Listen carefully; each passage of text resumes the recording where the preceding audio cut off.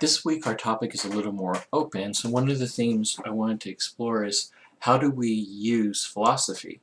And this is characteristic of the pre-Socratics who asked the same questions. They asked what, how, and why to try to understand the world around them.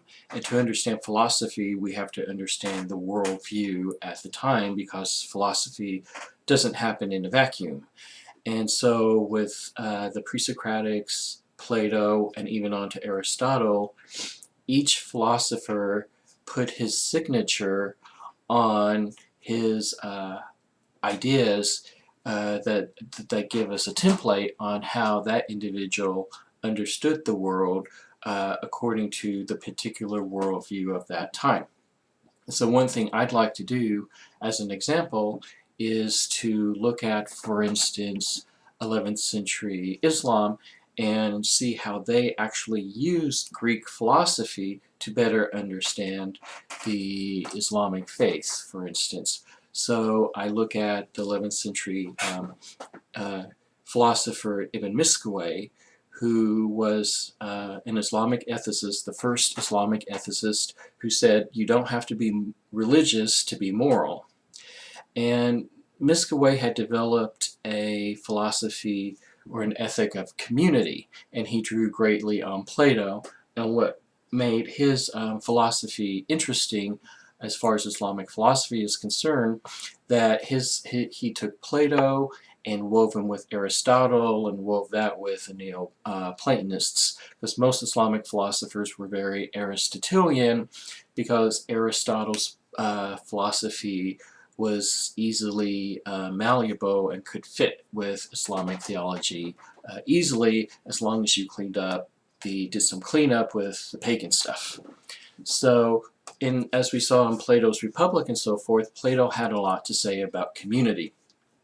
And you can't do philosophy without community.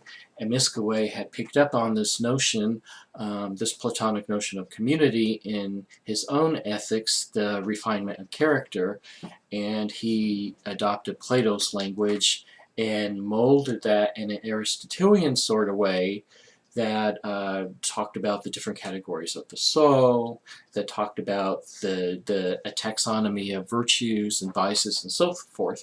So his ethics smells like Aristotle's philosophy, but it has deep Platonic undertones.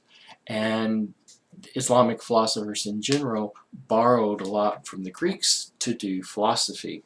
So unlike where we mainly study like a history of philosophy, the Muslims actually used philosophy, and they used Greek philosophy to their advantage, like I said, with a little cleanup of the nasty pagan stuff and so forth. So Plato factored very prominently not only in 11th century Islam, but also in 14th century Islam with the mystics such as Ibn Tufayl, for example. Um, um, as we saw, certain aspects of Plato's philosophy have mystic undertones, so to speak. I don't have time to go into all that right now, but if you do a close reading of philosophies of Islamic mysticism, you can hear echoes of Plato's voice in that philosophy as well.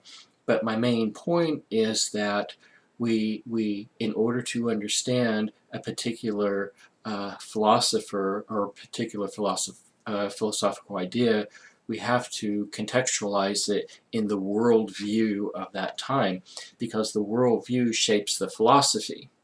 And then as the worldview evolves, the philosophy evolves. So for instance, as science was getting on the forefront, say in the 14th, 15th centuries and so forth, then philosophy started to become more empirical in nature, right, as opposed to more rational. So philosophy tried to keep pace with the worldview, and we kind of see that going on now as well, like say philosophy of science, philosophy of mathematics, and that sort of thing. So that's my take this week on the important theme of the connection between worldview and philosophy, and how worldviews shape the philosophical ideas of a particular generation, of a particular group, or particular individuals, and that later generations, as I talked about with, say, the medieval Muslims, such as Miskawayh, Ibn Tufayl, can use the worldview of the Greeks to help interpret their own worldview and to translate Greek philosophy into Islamic philosophy to help explain the theology. So it's interesting where the pre-Socratics and so forth were trying to get away from religion to give an explanation of the world. Folks like the Muslims who rediscovered Greek philosophy, it might seem we're going backwards, using philosophy to get back to religion, which I thought is an interesting twist. So that's my post for the week. I hope everyone has a great week.